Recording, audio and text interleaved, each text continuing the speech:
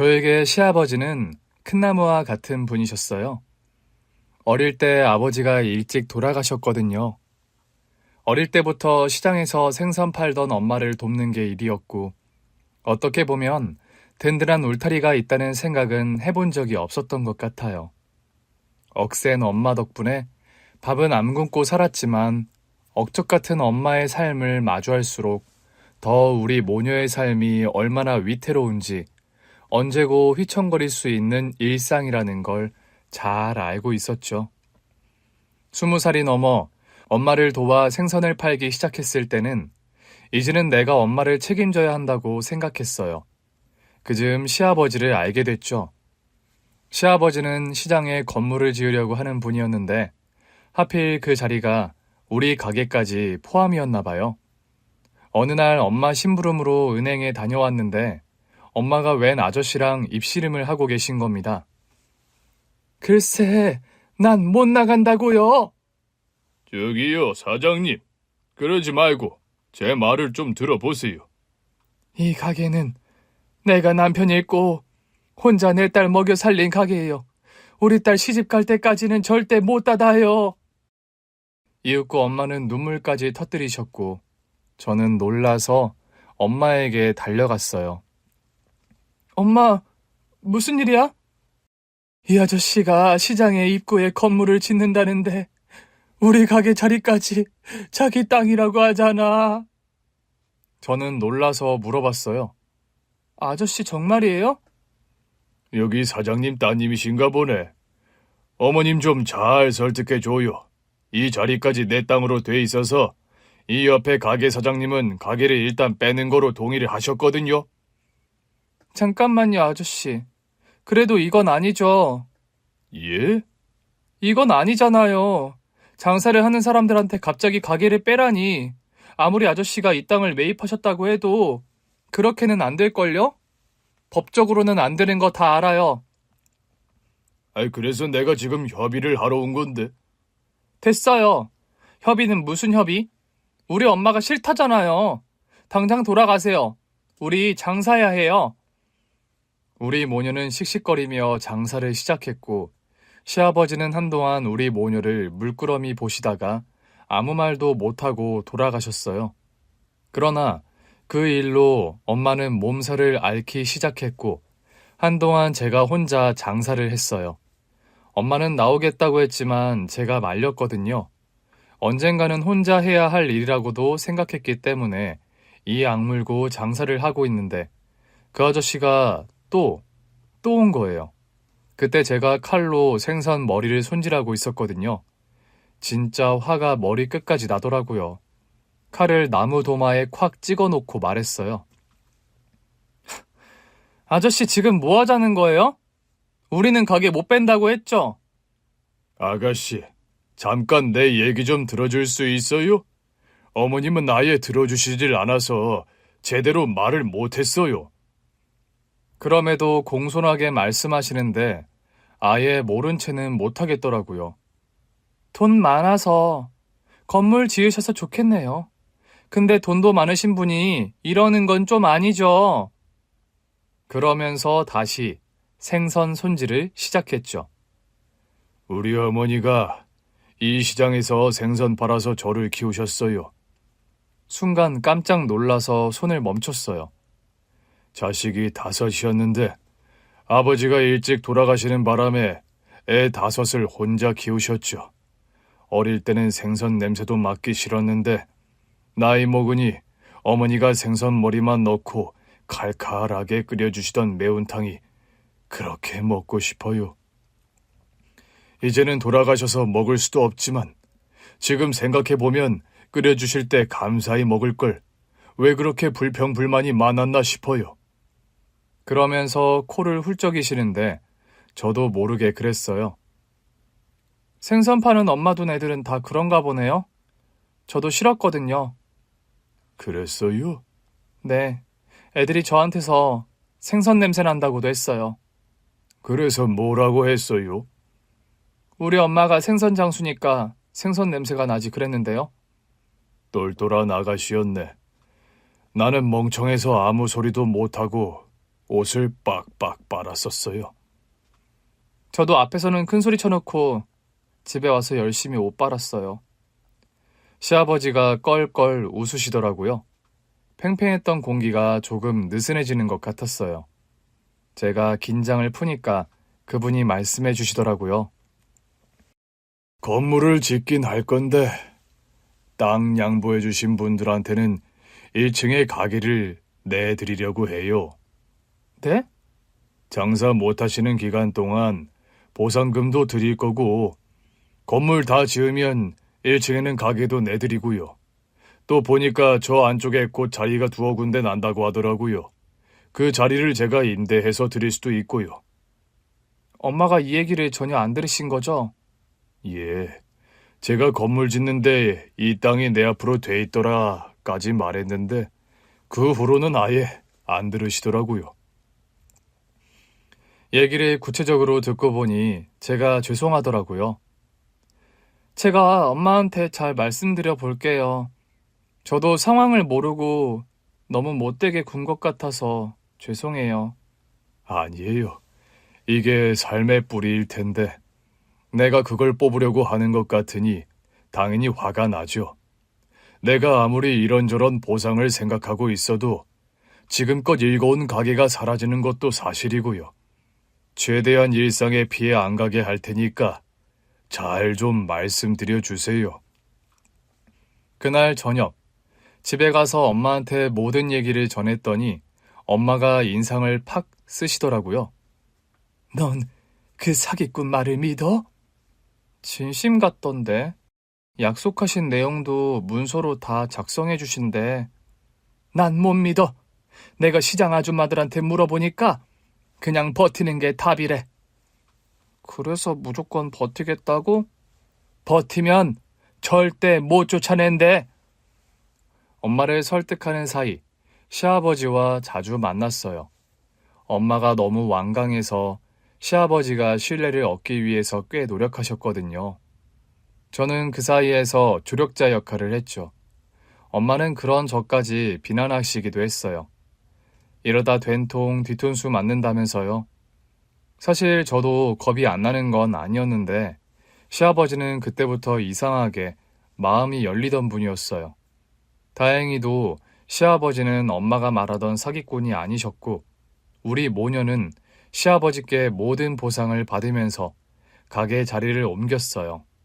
엄마가 절대 그 사기꾼 건물 1층에 가게 낼 일은 없다면서 보상금을 받고 자리를 옮기는 거로 합의를 보셨거든요. 그렇게 일단락이 되고 난 뒤, 저는 그 아저씨를 볼 일이 없을 줄 알았어요. 그런데 그분이 저를 찾아와서 한 가지 제안을 하시더라고요. 1층에 가게 내줄 테니까 뭐라도 해볼래? 그 즈음에는 시아버지랑 많이 친해진 상태였어요. 저한테 말씀도 편하게 하시고 저도 안부 연락도 드리고 그랬거든요. 제가요? 어머니 생선으로 음식을 한다든지 오, 그런 생각은 한 번도 안 해봤는데. 어머니랑 같이 장사하는 것도 좋지만 넌 젊잖아. 가게 운영해도 잘할 것 같은데. 엄마한테 그 얘기를 전했더니 엄마가 그제야 그분을 사기꾼으로 보던 시선을 좀 바꾸시더라고요. 그 양반, 너한테 왜 이렇게 잘하는 거야? 엄한 생각하는 거 아니야? 엄한 생각? 와이프 있대? 그런 건 물어본 적 없는데. 다시는 연락하지 마. 돈으로 너 구슬려서 제가 할 생각일지 누가 알아. 엄마의 말을 듣고 나니 설마 싶더라고요. 혹시나 해서 여쭤보니 아내랑은 몇 년 전에 사별을 하셨다는 거예요. 어쩌면 이번에는 엄마 말이 사실일 수도 있겠다 하는 생각도 들더라고요. 그러다 마침 그분이 저를 집으로 초대하신 겁니다. 자기 생일인데 한번 와주겠냐면서요. 온몸에 소름이 돋더라고요. 이건 아닌 것 같아서 정중히 거절했는데 그러지 말고 한 번만 와달라고 자꾸 그러시는 거예요. 그간 저한테 참 잘해주신 건 알겠는데 이건 좀 아닌 것 같았어요. 아무래도 더는 안 보는 게 낫겠다 싶어서 연락을 드리려던 차, 먼저 연락이 왔어요. 우리 집이 불편하면 식당에서 보자. 아저씨, 내 마지막 부탁이라 생각하고 와주면 안 되겠니? 그렇게까지 말씀하시는데 집이 아니면 그래도 괜찮을 것 같더라고요. 이참에 제 마음도 확실하게 밝히자 싶었죠. 그런데 식당 안에는 아저씨와 함께 웬 멀끔한 젊은 남자가 앉아 있었어요. 알고 보니 그 아저씨의 아들이었죠. 우리 아들이랑 인사 한번 시키고 싶어서 내가 고집 좀 부렸어. 미안해. 그때까지만 해도 반신반의했어요. 제가 왜 아저씨 아들한테 인사까지 해야 하는데요? 설마 이 다 큰 남자가 내 아들이 되는 건 아니겠지 하면서요. 우리 아들 어때? 네? 아저씨 아들이 왜요? 보기에 어떠냐고. 왜 그런 걸... 보기엔 뭐 괜찮아요. 근데 그런 걸 왜 물으세요? 왜긴 내가 너랑 선보게 하려고 그러지. 네? 놀라서 아저씨 아들을 보는데 그 아들도 멋쩍게 웃더라고요. 아버지가 하도 칭찬을 하셔서요. 그런 여자는 세상에 2명은 없다고 꼭 한번 만나보라고 하셨어요. 저를요? 결과적으로 남편에게 먼저 꽂힌 건 저였어요. 같이 식사를 하는데 살뜰하게 저를 챙겨주더라고요. 그거 매너인 줄도 모르고 가슴이 설렜는데 먼저 연락이 안 오는 거예요. 참다 먼저 연락했더니 그 사람이 당황하는 게 느껴졌어요. 또 보자고요? 그렇게 묻는데 이 남자는 나한테 호감이 아니었구나 싶더라고요. 너무 황당해서 전화를 끊어버렸는데 그날 밤 천불이 나서 잠이 안 오는 겁니다. 그래서 전화를 해서 비몽사몽한 그에게 화를 쏟아냈죠. 아버지 말 안 듣는 불효자예요? 예? 아버지가 어렵게 구해온 혼처를 그렇게 쉽게 포기하냐고요? 그게 아니라요. 알고 보니 남편도 그날 갑자기 아버지의 부름에 끌려 나온 거였는데 저한테 미안해서 잘해준 거더라고요. 그때 만나는 여자친구가 있었대요. 그 얘기를 듣고 거의 상사병에 가까울 정도로 한동안 알았어요. 그런데 3달쯤 지나 남편이 저를 찾아온 겁니다. 그날 저를 보고 자꾸 마음이 쓰여서 힘들었는데 여자친구한테 차였다고 하더라고요. 여자친구가 불쑥 결혼하자고 했는데 도저히 못하겠더래요. 그래서 시간을 달라고 했더니 그 자리에서 바로 차였다고 하더라고요. 그래서요? 그래서 뭐 어쩌라는 거냐 물으니 그 사람이 제 앞에 무릎을 꿇더라고요. 한 번만 기회를 줘요. 내가 잘할게요. 그 한마디에 마음이 싹 녹아버린 거 있죠? 그렇게 마음고생을 했는데 결국 바로 넘어갔잖아요. 시아버지도 남편도 처음부터 이상하리만큼 저한테 마음이 쓰였대요. 아무래도 가족이 되려고 그랬나 봐요. 그때를 시작으로 남편과 연애를 시작했고 몇 년 뒤 결혼까지 하게 됐어요. 상견례 날 엄마가 어찌나 무안했는지 몰라요. 바깥 사돈, 제가 결례가 많았습니다. 그런 말씀 마세요. 덕분에 제가 귀한 며느리를 얻었습니다. 그냥 덥석 제 제안을 받아주셨으면 제가 우리 며느리를 만날 일도 없었을 거 아니에요. 그렇긴 한데 제가 너무 억척스럽게 굴어서. 혼자 자식 키우는 엄마니까요. 억척스럽지 않으면 이 모진 세상에서 혼자 애를 어떻게 키워요? 저희 어머니도 그러셨어요. 다 이해합니다. 시아버지의 위로에 엄마도 참아왔던 눈물을 쏟으시더라고요. 우리 딸한테는 말을 못해서 그렇지. 사기도 많이 당했어요. 남편 없다고 어찌나 괄시하고 속여 먹이려고 하는지. 그래서 더 예민했습니다. 앞으로 제가 따님도 사부인도 잘 챙기겠습니다. 저까지는 신경 안 쓰셔도 돼요. 그저 우리 딸만 잘 살면 됩니다. 그렇게 결혼을 하고 얼마 안 가 임신을 하면서 바깥일은 그만하게 됐어요. 시아버지께서 제 바깥일을 금지하시기도 했고요. 애 낳고 몸 회복된 뒤에 네가 다시 하고 싶다고 하면 언제든 가게 차려줄 테니까 지금은 무조건 쉬어. 쉬면서 맛있는 거 많이 먹고. 하여튼 아버님도 남들이 보면 유난이라고 할걸요? 유난 좀 떨면 어때? 내 며느리인데 무조건 쉬는 거야. 알겠지? 시아버지는 엄마를 따라 억척스럽게 살아온 제 삶을 늘 안쓰러워하셨어요. 남편도 마찬가지였고요. 그런 두 남자의 보호 아래 행복한 임신기를 보낸 것도 잠시 남편에게 병이 발견되고 말았어요. 출산을 한 달 앞두고 있던 때였죠.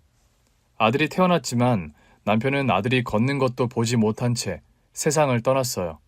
병이 빠르게 진행되면서 예상한 부분이긴 했지만 받아들이기는 참 어려운 비극이었죠. 시아버지는 저에게 면목이 없다고 하셨어요. 내가 널 괜히 우리 애한테 소개했나 보다. 내가 널 또 외롭게 만들었구나. 아버님, 그런 말씀 마세요. 아버님 덕분에 사랑하는 남편도 만났고 우리 아들도 낳았잖아요. 걱정할 거 없다. 내가 너 걱정 없이 아들만 키울 수 있게 해주마. 저는 괜찮다고 했는데도 시아버지는 제가 아들만 키우면서 편하게 살 수 있게 모든 걸 지원해 주셨어요. 우리 아들도 할아버지를 아빠처럼 따랐고요. 덕분에 아들은 경제적 어려움 없이 잘 자랐어요. 시아버지께서 때때로 낚시도 데리고 가시고 고향에 경조사에도 데리고 다니셔서 아들은 아버지의 부재를 크게 느끼며 자라진 않았던 것 같아요. 그러다 할아버지가 돌아가신 뒤로 아들은 할아버지에 대한 그리움을 많이 느끼는 듯 했어요. 결혼하고는 더 그랬죠. 한 번씩 할아버지를 안장한 시골 선산에 할아버지가 쓰시던 차를 끌고 한 번씩 왔다 갔다 하더라고요. 아들에게도 아버지 같은 할아버지셨으니 오죽할까 싶었어요. 시아버지가 돌아가신 뒤 저는 다시 장사를 시작했어요. 시아버지께서 돌아가시고 재산을 정리해보니 빚이 더 많더라고요. 아무래도 우리 모자까지 먹여 살리느라 하나 있던 건물 담보로 빚을 많이 지셨던 것 같았어요. 그래서 건물 팔아서 빚 다 갚고 남은 돈으로 다시 장사를 시작했어요. 아들은 그런 저를 안쓰러워하며 가게 닫을 시간에는 꼭 와서 청소도 돕고 저를 태우고 집까지 태워다 주곤 했어요. 며느리는 그런 아들을 잘 이해해준 착한 아이였죠. 그날은 곧 시아버지 기일이라 아들이 선산에 갔다가 저를 데리러 오겠다고 하더라고요. 그래서 가게에서 기다리고 있었는데 올 때가 됐는데 연락도 없고 이상한 겁니다. 가게 앞을 서성이던 그때 며느리에게서 전화가 왔어요. 아들이 교통사고를 당했는데 차를 받은 사람들을 구하다가 세상을 떠났다고 하더라고요. 병원으로 가서 세상을 떠난 아들의 신원을 확인하는데 아들이 구했다는 할아버지가 제 앞에 와서 무릎을 꿇더라고요. 죄송합니다. 우리 때문에 아드님이. 죄송하다는 말도 듣고 싶지 않아서 그냥 지나가 버렸어요. 그 후로도 한 번씩 연락을 해오는데 다 무시했죠. 그렇게 10년이 지났지만 아들이 떠나보낸 건 익숙해지지 않더라고요. 아들이 떠난 매해 1월 16일은 식당 문도 닫고 혼자 시간을 보내곤 했는데 꼭 1월 15일마다 식당에 오는 청년 손님이 있었어요. 혼자 와서는 국밥 2그릇을 시켜서 자꾸 눈길이 갔는데 돌아보니 꼭 아들 기일 전날 오더라고요. 국밥 2그릇에 소주 1병을 시켜놓고는 음식은 하나도 먹지 않고 가만히 앉아있다가 가기만 하는 손님이었어요. 좀 이상하다 싶긴 했지만 식당 주인이 손님을 내쫓을 순 없는 거잖아요. 그러다 또다시 1월 15일 그 손님이 또 왔어요. 저는 묻지도 않고 국밥 2그릇에 소주 1병을 내주었죠. 이거 맞죠? 예. 그게 우리 대화의 전부였어요. 다음 날이 아들 기일이라 생각이 많을 때라 이상한 손님이 있든 말든 상념에 잠겨 있었죠. 그런데 그 청년이 불쑥 저한테 그러더라고요. 사장님, 이제야 밝힐 용기가 나네요. 조금 있다가 어떤 여자가 올 겁니다. 꼭 받아주세요. 갑작스러운 말에 이게 무슨 소린가 하고 있는데 그 청년은 그 말을 끝으로 가게를 나갔어요. 그리고 조금 뒤 정말로 의문의 여자가 가게 안으로 들어오는 게 아니겠어요? 누구세요? 안녕하세요. 잠시 말씀 좀 나눌 수 있을까요? 아까 웬 청년이 조금 있다가 여자가 올 거라고 했는데 그분이세요? 네, 맞습니다. 저는 일단 그 여자와 마주 앉았어요. 대체 누구세요? 아까 그 청년은 누구고요? 그 여자분이 저한테 명함을 내밀더라고요. 비서? 네, 저는 대표님 비서입니다. 대표님 지시로 왔어요. 무슨 대표요? 아까 보신 분이 저희 대표님이세요. 네? 아니, 그런데 왜 여기까지 와놓고 본인이 말을 안 하고. 비서가 난처한 얼굴로 저를 보더라고요. 대표님께서 고민이 많으셨습니다. 어떻게 오늘 떼야 할지 엄두가 안 나시는 것 같았어요.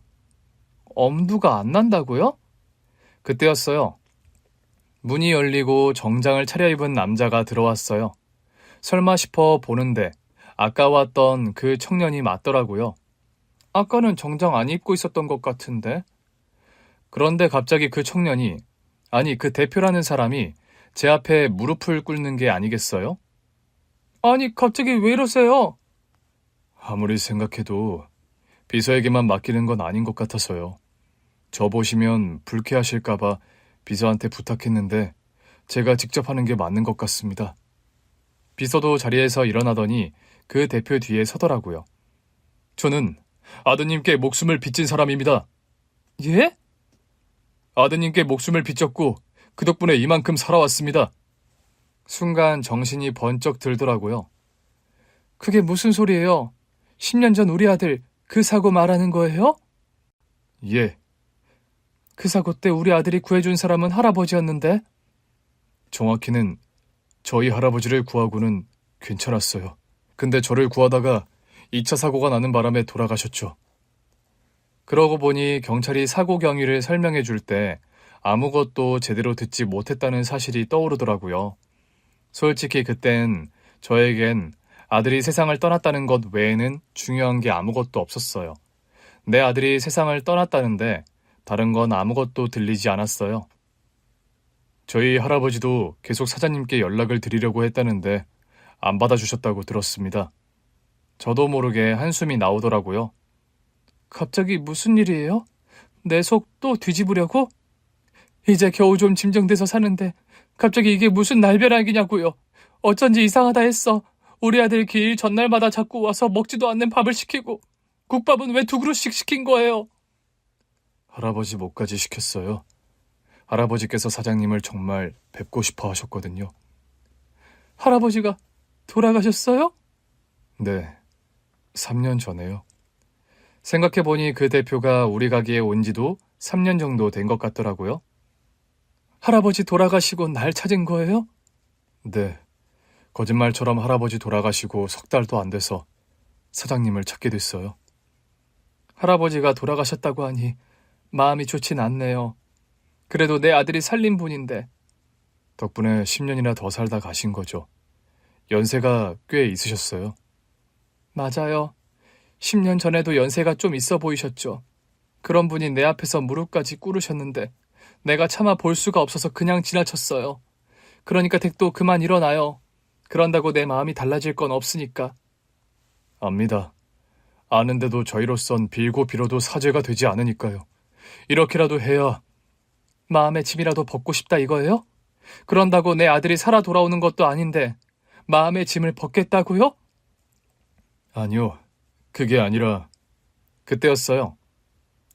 어머니. 며느리가 손주를 데리고 가게로 들어오더라고요. 왔니? 다음 날이 아들 기일이다 보니 며느리랑 손주가 저를 데리고 가겠다며 가게에 들르겠다고 했어요. 같이 우리 집으로 가서 자고 다음 날 아들을 묻은 수목장지에 같이 갈 계획이었죠. 분위기가 왜 이래요? 저는 대표라는 사람을 이렇게 세우려고 했어요. 뭐 하세요? 괜찮으니까 어서 일어나세요. 식당에서 그릇 좀 깰 수도 있죠. 어서요. 어머, 그릇 깼다고 이러신다고요?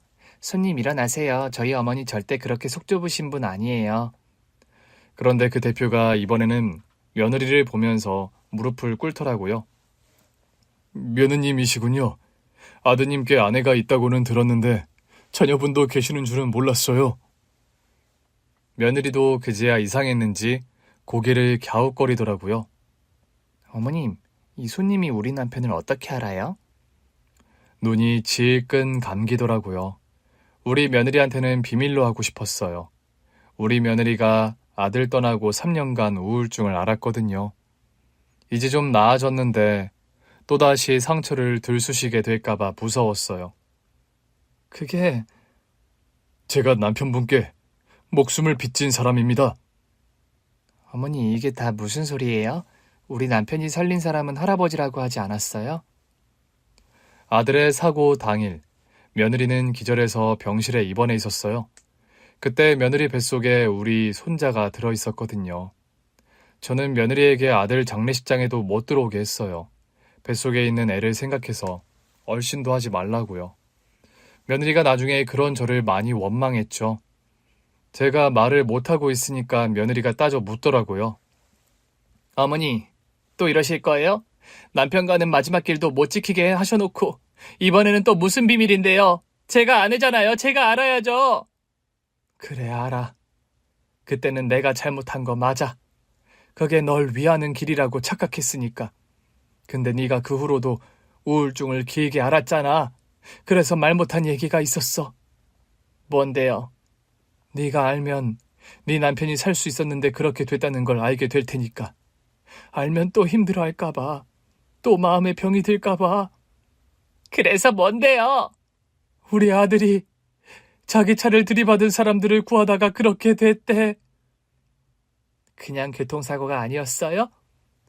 여기 이 청년이 운전하던 차가 네 남편 차를 받았는데 네 남편은 다행히 많이 안 다쳤던 모양이야. 근데 자기 차를 들이받은 사람들이 너무 많이 다친 거지. 차 안에서 이 사람 할아버지를 꺼내서 안전한 쪽에 옮겨둔 뒤에 이 친구를 또 꺼냈던 거겠지. 대표가 눈물을 흘리며 말했어요. 맞습니다. 저희 할아버지를 구출하셨을 때만 해도 멀쩡하셨는데 제 몸이 차에 다리가 끼어서 잘 빠지고 있었어요. 겨우 꺼내서 밖으로 나왔는데 2차 폭발이 있었어요. 그 후로는 저도 기억이 없었는데 저를 구해주신 분은 그 자리에서 돌아가셨다고 하더라고요. 며느리가 기절할 땐 놀라더라고요.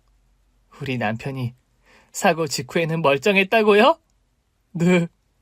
며느리가 휘청거렸고 손자가 많이 놀라는 것 같아서 일단 대표에게 돌아가라고 했어요. 다음에 다시 얘기하시죠. 며느리도 많이 놀란 것 같고 우리 손자도 듣고 있고요. 어머니, 안 되죠. 어디 그냥 보내요. 몇 날 며칠이라고 무릎 꿇고 있으라고 하세요. 제가 지켜볼 거예요. 언제까지 이러고 있는지. 아가, 화나는 건 알아. 근데 이 사람 아까부터 이러고 있었어. 이게 뭐 어때서요? 남의 식구 목숨 던져놓게 만들어놓고 자기가 살았으면 이 정도는 해야죠. 밖에 있는 차도 그렇고 입은 것도 그렇고 삐까뻔쩍하게 잘 먹고 잘 살고 있었던 것 같은데. 며느리는 대표의 멱살을 잡았어요. 우리 어머니가 얼마나 고생했는 줄 알아요? 나는 우울증으로 아무것도 못하고 있지. 애는 태어났지. 우리 어머니는 아들을 잃었는데도 우리 애 업고 장사하셨어요. 내가 빨리 정신을 차렸어야 했는데 내가 정신을 못 차렸어. 근데 우리 어머니는 이 모든 사실을 다 알고 있었다는 거잖아요. 당신네 할아버지랑 당신이 낸 사고였는데 그 사고를 낸 사람들을 구하다가 세상을 떠나다니. 정말 잘못했습니다. 정말 잘못했습니다. 그래놓고 이제야 나타나요? 아가, 이러다 너 쓰러지겠다. 그런 거 아니야. 이 사람 할아버지가 나한테 계속 연락을 했었는데 내가 안 받았어. 그러다 그분 돌아가시고 나서 이 손자분이 찾아온 거야. 며느리가 멱살을 놓으며 바닥에 주저앉더라고요. 왜 그랬어요? 왜 우리 남편 차를 받았어요? 그날 바닥에 얼어 있었는데 블랙 아이스라고 하잖아요. 미끄러지는 차가 많았어요. 제가 속도를 줄인다고 줄였는데 할아버지도 왜 차가 거기서 미끄러졌는지 이해가 안 된다고 하시더라고요. 거짓말하지 말아요. 안전 운행을 했는데 그렇게 됐다는 거예요? 물론 사고는 100% 저희 과실입니다. 하지만 저희도 정말 안전 운전했었어요. 특히 할아버지를 모시고 가는 길이라 더더욱 안전 운전을 했어요. 그 말을 믿으라고요? 믿는다고 해도 저희를 향한 원망은 어쩔 수 없는 거 압니다. 다만 이 사고가 저희로서도 정말 불행한 일이었다는 걸 말씀드리고 싶었어요. 그래서 할아버지도 눈 감으시는 그날까지도 괴로워하셨고요. 그래서 우리보다 괴로웠겠어요? 아니요, 절대 아니죠. 그래서 왜 온 건데요? 본인 잘 사는 거 보여주려고 왔어요? 그럴 리가요. 어떻게든 보상하고 싶어서 왔습니다. 뭐? 보상? 며느리가 또다시 없는 힘을 쥐어짜 대표의 멱살을 잡았어요. 당신 지금 말 다 했어? 뭐가 어쩌고 어째? 보상? 절대 보상이 되지 않다는 거 압니다. 하지만 아드님이라도 편한 환경에서 키우실 수 있게 돕고 싶습니다. 내 아들은 아빠가 없이 자랐어요. 이미 안 편한 환경이죠. 그 몫을 우리 어머니가 다 하셨고요. 그런데 누가 누구한테 보상하겠다는 거예요? 어머님께도 당연히 보상할 겁니다. 어머님은 물론 며느님, 손자분도 제가 다 책임지겠습니다. 기가 차네. 누가 누굴 책임져요? 내 남편 목숨 앗아간 사람이 누군데? 저는 며느리를 진정시켰어요. 아가, 그래도 그건 아니지. 이분도 일부러 그런 건 아니잖아. 어머니는 용서가 되세요? 안 돼. 당연히 안 되지. 그렇다고 이 사람이 네 남편을 해친 건 아니잖아. 나도 용서가 안 돼서 그냥 가라고 했지만 그렇게 몰아갈 순 없어. 그 사고는 이 사람들한테도 불행했던 일이 맞지. 평생 맘 편히 다리 한번 못 뻗었을 테니까. 그걸 어떻게 알아요? 우리 앞에서나 이러는지. 그렇다고 해도 어쩌겠니. 우리 아들이 살리고 싶었다는데. 나도 10년 전에는 누굴 살렸든 말든 알고 싶지도 않았어. 근데 지금 생각해보니 이 사람들을 살리고 싶었던 우리 아들의 마음을 전혀 생각해보질 않았더라고. 나라도 그 자리에 있었다면 도우려고 했을 것 같아. 며느리가 소리를 내 울기 시작했어요. 그 모습을 보는데 저도 눈물이 절로 나더라고요. 무릎을 꿇는 대표도 눈물을 뚝뚝 떨어뜨리고 있었고 지켜보던 비서라는 여자도 눈물을 훔치더라고요. 우리 손자만 어리둥절한 얼굴로 우리 모두를 보고 있었어요. 저는 손자를 꼭 안으며 말했습니다. 아무튼 다음에 다시 봅시다. 오늘은 우리 손자 때문에라도 들어가 봐야겠어요. 다시 오겠습니다. 명함 줬잖아요. 내가 연락할게요. 꼭 주십시오. 안 주시면 다시 올 겁니다. 지금 날 겁주는 거예요? 내가 뭐 댁을 피할 이유라도 있어요? 아니요, 그게 아니라 정말 제가 뭐라도 하고 싶어서 그렇습니다. 손자분 좋은 환경에서 키우실 수 있게 지원하고 싶어요. 허락만 해주신다면요. 그날 밤 손자를 재운 뒤 며느리랑 김장김치 한 종지 앞에 놓고 소주 한 잔씩 했어요. 기가 차서 어떻게 그런 얘기를 안 해주실 수 있어요? 너 또 졸도할까봐 그랬지. 네가 보통 우울했어야지. 너 어린 아들 두고 스스로 손목에 몹쓸 일 한 게 몇 번인지 기억 안 나? 죄송해요. 네가 겨우 우울증 이겨낸 뒤로는 다 무서웠어. 차라리 네 머릿속에서 그 사고가 지워졌으면 싶었어. 그러니 내가 무슨 말을 해? 아까 온 그 대표 할아버지도 계속 전화를 걸어왔는데 너는 우울증으로 목숨이 위태롭지. 손자는 키워야지. 귀찮기만 하더라고. 너무 미워요. 나도 미워. 우리 아들이 마지막 순간에 살리려고 했던 사람들이라는 걸 알면서도 속이 뒤집힌다고. 그러니 너한테 말을 어떻게 해. 너 또 졸도하고 행여나 겨우 나은 우울증 도질까봐 아무 말도 할 수 없었어. 이제야 마음 잡고 아들 키우는 재미로 사는데 나는 그 꼴은 2번은 못 본다. 네가 다시 우울해서 손목에 몹쓸 일 하고 그러는 거 2번은 못 봐. 그건 제가 정말 잘못했어요. 2번 다시는 안 그래요. 저 이제 진짜 괜찮아진 거 아시잖아요. 우리가 그 시간을 이겨내는데 얼마나 힘들었니. 나는 보상이고 뭐고 그 시간을 반복하고 싶지 않다. 저 사람들 다시 보면서 너 또 힘들어하고 나도 힘들고 2번 다시는 하기 싫어. 그럼 어떻게 처리하실 건데요? 다시는 오지 말라고 해야지. 다음 날 저는 며느리 손자와 아들의 수목장지에 다녀왔어요. 그리고 다음날 바로 그 대표에게 연락했죠. 나 그 식당 사장인데요. 아, 네, 안녕하세요. 바로 연락해 주셨네요. 감사합니다. 대표님께서 기다리고 계셨어요. 그 대표님 좀 볼 수 있을까요? 내가 오늘 가게를 쉬거든요. 아, 오늘이요? 밤늦게라도 괜찮으니 시간 되실 때 연락 좀 달라고 말씀 전해주세요. 네, 전화하긴 할 텐데 오늘은 중요한 외부 미팅이 있어서 어려울 수도 있습니다. 그래요. 그렇게 끊었는데 30분도 안 지나서 그 대표에게서 직접 전화가 왔어요. 바로 가겠습니다. 어디서 뵐까요? 많이 바쁜 것 같은데 내가 갈게요. 아닙니다. 제가 근처로 가겠습니다. 집 근처 카페로 오겠다기에 그러라고 했어요. 나갔더니 벌써 와 있더라고요. 비서 말이 오늘 일과가 바쁘시다던데. 제가 열심히 일해서 성공하고 싶었던 이유는 딱 하나였어요. 사장님 가족분들께 보상하는 거요. 그 목표를 못 이룰 것 같으면 회사가 아무리 성장해도 의미가 없죠. 무슨 그렇게까지. 저 진심입니다. 제가 더 잘 돼서 뭐라도 해드리고 싶었습니다. 할아버지도 그걸 원하셨고요. 난감하더라고요. 나는 보상을 받지 않겠다고 말하려고 나왔는데 자기가 성공하고 싶었던 이유가 우리에게 보상하기 위해서라니 생각해보니 참 희한한 사람이다 싶었죠. 왜 그렇게 살았어요? 네? 그냥 잊고 살 수도 있잖아요. 자기 일도 잘 되고 성공한 것 같은데 굳이 왜 아픈 과거를 잊지 않고 사느냐고요. 할아버지가 그렇게 하셨다고 해도 그런 척만 할 수 있었잖아요. 누군가는 그렇게 말할 수도 있겠죠. 다행히 저는 모두 잘 회복해서 어디 하나 문제 생긴 데도 없었고 일도 열심히 해서 이만큼 성공도 했고요. 하지만 그 원동력이 바로 그 사고였어요. 누군가의 목숨을 비춰서 다시 얻은 목숨이니까 어떻게든 잘 살고 싶었습니다.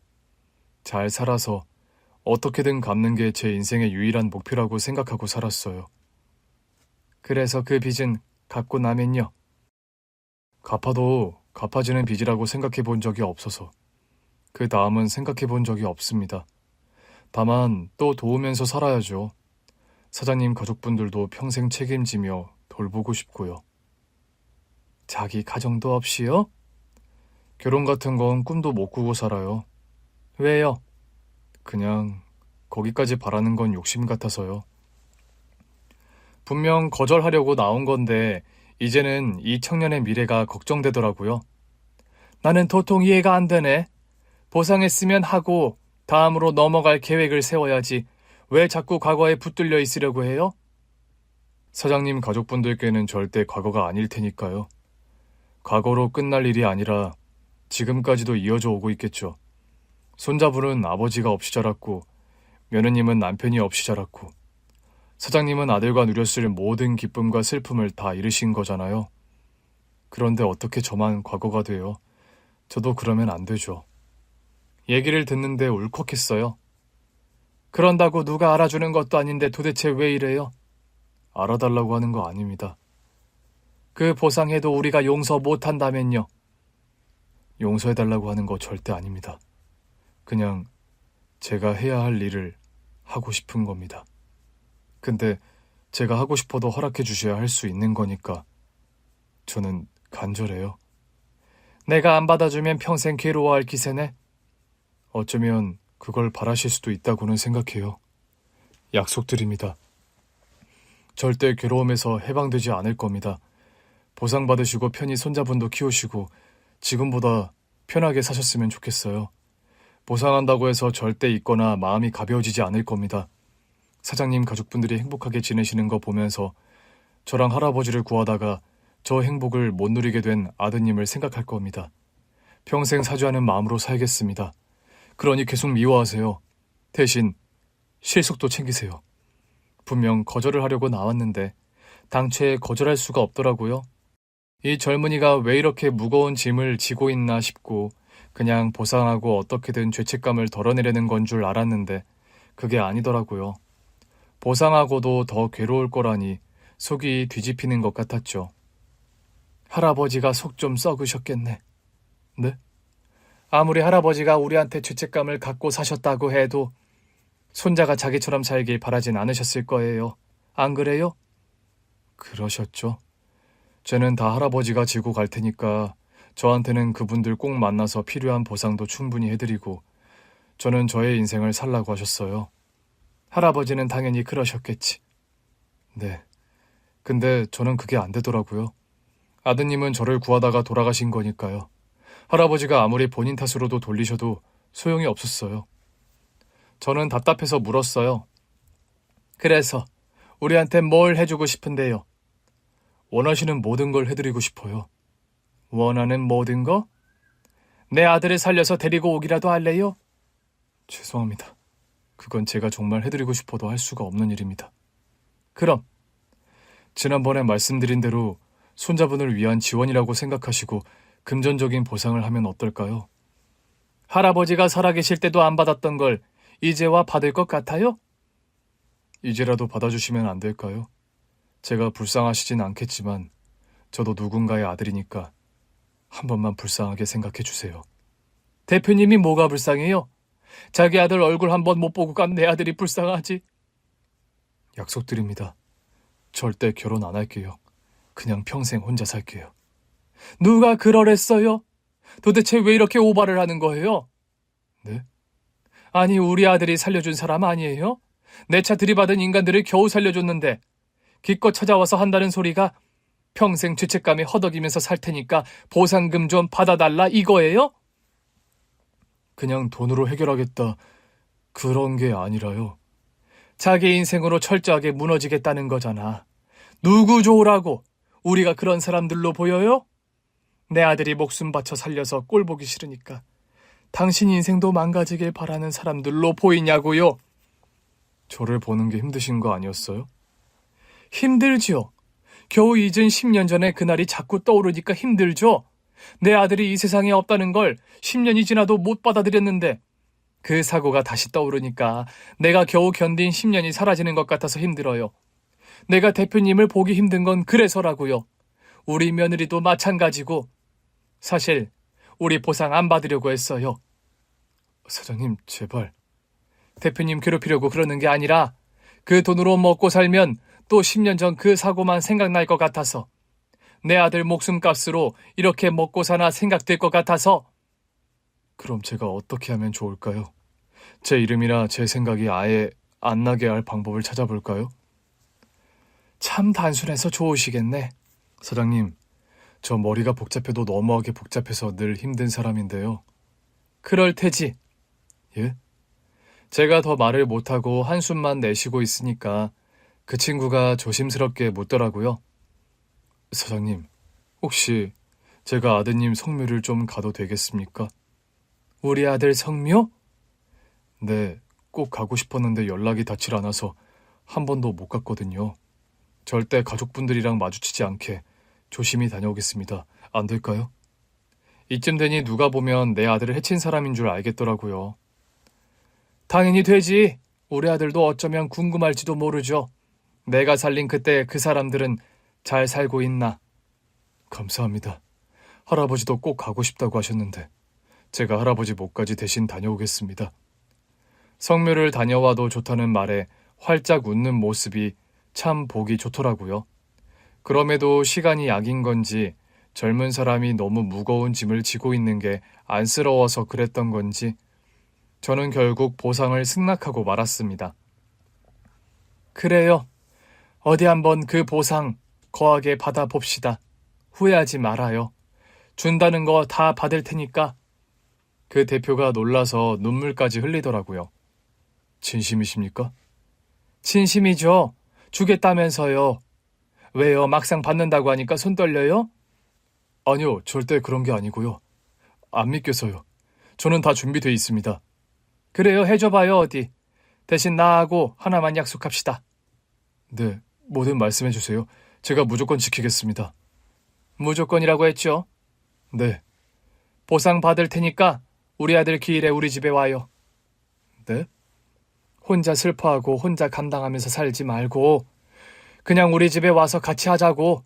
물론 이건 우리 며느리도 설득해야 하는 거긴 한데 와요. 그냥 와서 서로 물고 뜯더라도 같이 이겨냅시다. 생각해보니 대표님은 내 아들을 잃은 슬픔을 유일하게 공감할 수 있는 남이잖아요. 내 가족 외의 사람. 네, 내가 화를 잘못 내고 있었던 것 같아요. 그냥 모든 게 다 원망스러워서 그랬어요. 사고를 낸 건 제가 맞잖아요. 길이 미끄러워서 차가 미끄러진 걸 어떡하겠어요.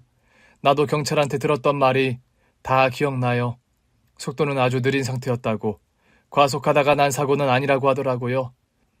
사고 낸 운전자에게도 불행한 사고다 그랬는데 내가 그때도 그 경찰한테 그랬을 거예요. 지금 누구 앞에서 불행을 운운하느냐고. 당신들 미친 거냐고요. 눈에 뵈는 게 없었어요. 돌아보니 지난 10년 내내 그랬네요. 제가 죄송합니다. 제가 사고만 안 냈어도. 이렇게까지 스스로 자책하며 살고 있을 거라곤 생각 못했어요. 다들 그러잖아요. 내일 아니면 결국 다 잊고 살잖아요.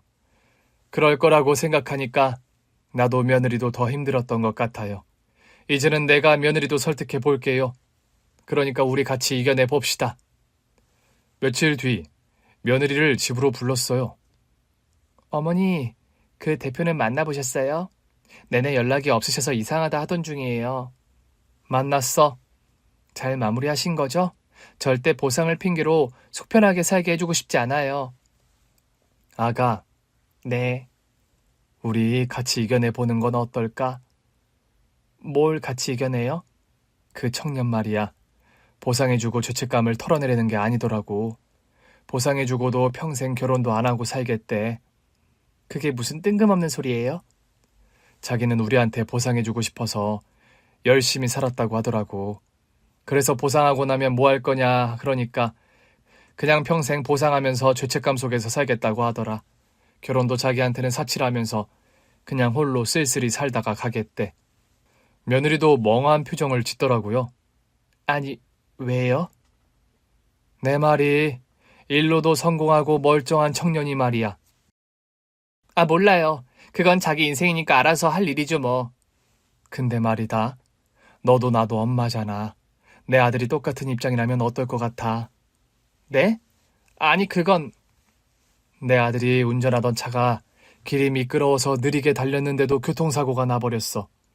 그러다 내가 들이받은 차 주인이 내려서 나를 구해주다가 저 세상에 가버렸어. 그러면 넌 네 아들한테 평생 숙제하면서 아무것도 누리지 말고 살라고 할 것 같아? 며느리가 차마 대답을 못하더라고요. 어머니 갑자기 왜 이러세요? 보는데 짠하더라고. 내 아들만, 너만, 내 손자만 짠한 줄 알았는데 그 사람도 짠하더라. 말이나 그렇게 하는 거겠죠. 절대 안 그럴 것 같더라고. 아니요. 그 사람 분명 우리한테 보상금 주고 싹 잊을 거예요. 그래서 한 가지 제안을 했어. 어떤 제안이요? 우리 아들 기일 때마다 우리 집에 오라고. 그때마다 1년치씩 보상금을 받겠다고. 네? 혼자 견디는 것 같더라고. 혼자서 아무도 알아주지 않는 그 슬픔을 외롭게 견디는 것 같아서 그냥 같이 하자고 했어. 그냥 같이 해보자고. 우리도 그 친구를 용서하지 못하는 이상 절대 앞으로도 나아갈 수 없을 거야. 나는 이제야 그걸 알겠더라. 왜 내가 지난 10년간 고통에서 벗어나지 못했는지를 생각해보니 답은 하나야. 용서를 못해서. 그 사람들이 고의로 그런 것도 아니고 위험한 상황에서 그 사람들을 구하기로 작정한 건 내 아들의 선택이라는 걸 알면서도 원망만 했어. 귀 닫고 눈 가리고 그냥 원망만 퍼부었던 거야. 근데 그 원망이 결국 나한테 다 돌아오는 거잖아. 내가 얼마나 원망하는지는 나만 아니까. 며느리가 또 울더라고요. 그 사람 절대 못 잊게 우리가 그렇게 하자. 잊지도 못하고 매년 우리한테 보상금 내놓게 하자고. 어때? 결국 저한테도 용서하라고 하시는 거잖아요. 되는 만큼 조금씩 해보자는 거야. 근데 그 사람이 그 번잡한 일을 하겠대요? 기꺼이 하겠다더라. 감사하다고까지 하던데? 말도 안 돼, 정말. 아들 기일까지는 또 1년이 남아있으니 천천히 생각해보라고 했는데 아들 기일을 한 달 놔두고 며느리도 결국 승낙하더라고요. 그때부터 대표님인 매해 우리 아들의 기일을 같이 보내고 있어요. 와서 우리 손자하고도 잘 놀아주고 같이 울기도 하고 웃기도 하고 그래요. 처음에는 쉽지 않을 줄 알았는데 그렇게 얼굴 보다 보니 그래도 내 아들이 두 사람의 생명을 살리고 갔구나 싶어서 잘 지내고 있을 거라는 확신이 들더라고요. 그 후로 수년이 지났지만 대표님은 매해 약속을 지키고 있어요. 우리 손자랑 며느리를 위한 지원금은 저한테 꼬박꼬박 안부 연락도 하고요. 제 건강검진부터 모든 것을 다 챙겨요. 진즉에 받아줄 걸 싶더라고요. 이제야 제 마음이 조금 편안하네요. 그렇다면 우리 아들도 이제 좀 편안해진 게 아닐까 싶을 때가 있어요. 좋은 마음으로 살려고요. 우리 며느리도 손자도 잘 살아야 하니까 누구보다 제가 좋은 심보로 살려고요. 오늘 준비한 사연은 여기까지입니다. 재미있게 들으셨다면 구독과 좋아요, 알림 설정까지 눌러주세요. 그럼 저는 다음 사연으로 찾아뵐게요. 오늘도 건강하고 행복하세요.